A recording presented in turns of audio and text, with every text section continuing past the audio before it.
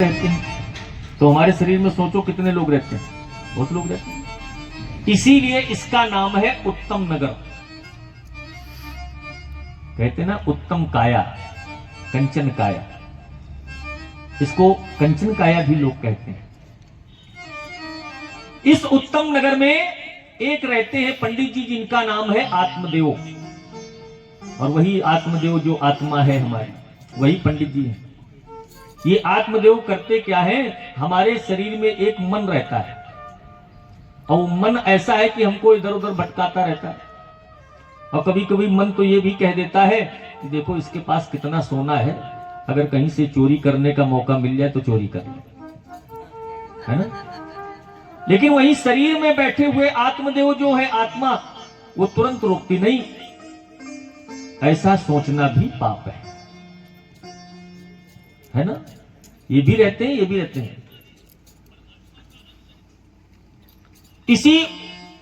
इन्हीं पंडित जी की, आत्मदेव पंडित जी की पत्नी है धर्म पत्नी, जिसका नाम है धुंधली। ये धुंधली कौन है? हमारी बुद्धि ही धुंधली, जिसको इस मन ने धुंधला कर रखा है, हमारी बुद्धि को। इस संसार की चकाचौंध को देखते हुए हमारी बुद्धि जो है वो धुंधली हो गई। उसको ये संसार सत्य लगता है, लेकिन इस संसार को बनाने वाला सत्य नहीं लगता।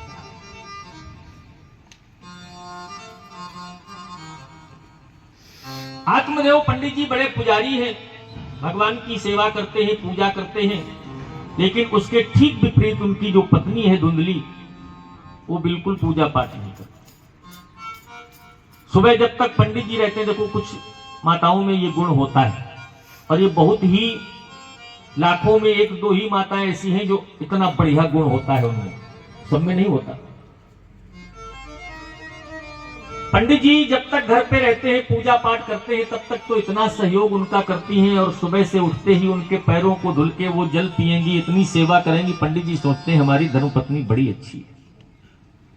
लेकिन जैसे ही पंडित जी घर से बाहर निकले, तैसे ही वो निकलती हैं, इसके घर जाएंगी, उसके घर जाएंगी, उसके घर जाएंगी, सबकी बुराई बताते हुए और सबको एक दूसरे से लड़वाते हुए बड़ा आनंद प्राप्त करते हैं। है ना, कुछ ऐसी माताएं होती हैं, आज भी होती हैं, ऐसा नहीं उसी समय थी। कई कई माताएं तो हमने देखा कि बात किसी की सुनेगी, और वो माता कह दिया माता ने कि देखो किसी को बताना नहीं, तब तो वो जरूर बताएंगे, और जाके बताएंगी, और फिर ऊपर से ये भी कह देंगे देखो हमने तुमको बता दिया, तुम किसी को बताना नहीं।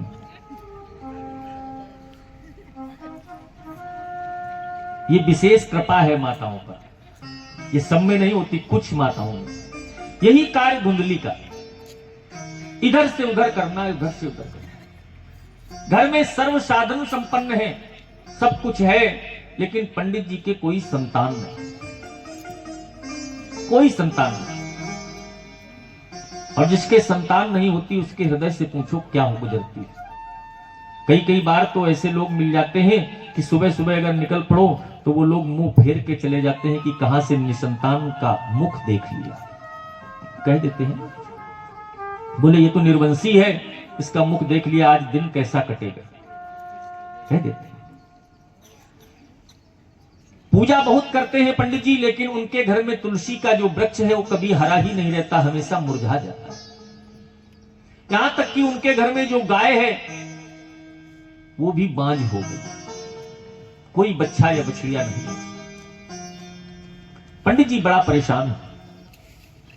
एक दिन पंडित जी इससे आहत होकर के जंगल में चले जाते हैं। जंगल में बैठ करके एक स्थान पर रुदन करने लगते हैं। उधर से एक संत आ रहे होते हैं। संत ने पंडित जी को देखा, बोले पंडित जी क्यों रो रहे हैं, क्या कारण? कथम रोदिषि विप्रत्वम काते चिंता बलीयसी वदत्वं सत्वरं मह्यं स्वस्य दुःखस्य कारणम। पंडित जी आप रोते क्यों? आप तो बड़े ही विद्वान धार्मिक ब्राह्मण दिखाई पड़ रहे हैं। संत कहते हैं क्यों रो रहे हैं? पंडित जी कहते हैं महाराज हमारे पास सब कुछ तो है लेकिन एक संतान नहीं, और मैं ये प्रण करके घर से आया हूं कि जब तक हमें संतान की प्राप्ति नहीं होगी तब तक घर नहीं जाऊंगा, यही इसी जंगल में अपना सर पटक पटक के अपने प्राण दे दूंगा लेकिन घर नहीं जाऊंगा। संत पता है क्या कहते हैं? संत कहते हैं मुंचा ज्ञानम प्रजा रूपम बलिष्ठा कर्मणो गति विवेकम तु क्षमासाध्य त्यज संसार वासना। पंडित जी आपके मन में जो पुत्र की कामना है ये एकमात्र अज्ञान है। यदि आपके घर में पुत्र हो जाता है तो समझ लो परमात्मा की कृपा हो गई। सुनिएगा ध्यान से। और अगर पुत्र नहीं हुआ तो समझ लो परमात्मा की और बड़ी कृपा हो गई। पुत्र का जब जन्म होता है तब तो माता पिता बड़े प्रसन्न होते हैं, लेकिन वही पुत्र अगर बड़ा हो जाए और पिता और माता की बात न मानने लगे, अपने मन का ही करे, तो बताओ सुख मिलता है कि दुख है? दुख ही मिलेगा। कभी कभी तो कई पुत्र ऐसे होते हैं जो माता पिता से कह देते हैं चुपचाप बैठो, तुम्हें क्या पता, हमसे ज्यादा जानते हो क्या। बेचारे बूढ़े माँ बाप चुपचाप बैठे रहे। संत कहते हैं क्या करोगे पुत्र को लेकर? मान लीजिए बेटा हो गया और कुछ दिन बाद बेटा जन्म लेने के बाद मान लीजिए मर गया, तब आज जो दुख है उससे कहीं ज्यादा दुख तब होगा। और मान लीजिए बेटा अगर जीवित भी बच गया और नालायक निकल गया तो आज से कई गुना ज्यादा फिर दुख होगा, क्योंकि ये संसार बड़ा विचित्र है पंडित जी। संत कहते हैं कि इस संसार को ही अपना पुत्र मान लो। अब इस संसार को पुत्र ना मान पाओ तो सबसे अच्छा उपाय है कन्हैया को अपना पुत्र मान लो। और कन्हैया को पुत्र मान लीजिए और कन्हैया की पुत्रवत सेवा करने लगी। आपने सुना होगा एक भजन चलता था, भगत के बस में है भगवान। उसमें एक बूढ़ी माता वृंदावन से एक कन्हैया की मूर्ति ले आती है ना, वो भजन सुना होगा आपने। भगवान की ऐसी कृपा हुई उस बूढ़ी माता की आस्था से कि उस मूर्ति में भी डॉक्टर को आला लगाने पर समझ में आया कि श्वास चल रही है। प्राण आ गए उसमें, प्राण आ गए। भगवान को पुत्र मान लो, भगवान अपने आप सब व्यवस्था करते रहते। लेकिन पंडित जी कहते हैं वाह, इन महात्माओं से थोड़ी सी परेशानी बताओ तो ये वेदांत बताने लगे। अरे महाराज हम कुछ नहीं सुनना चाहते, हम सिर्फ इतना सुनना चाहते हैं कि हमको पुत्र दीजिए। अब आप संत हैं, आप समर्थ हैं, पुत्र दे सकते हैं। संत ने कहा अच्छा रुको महाराज।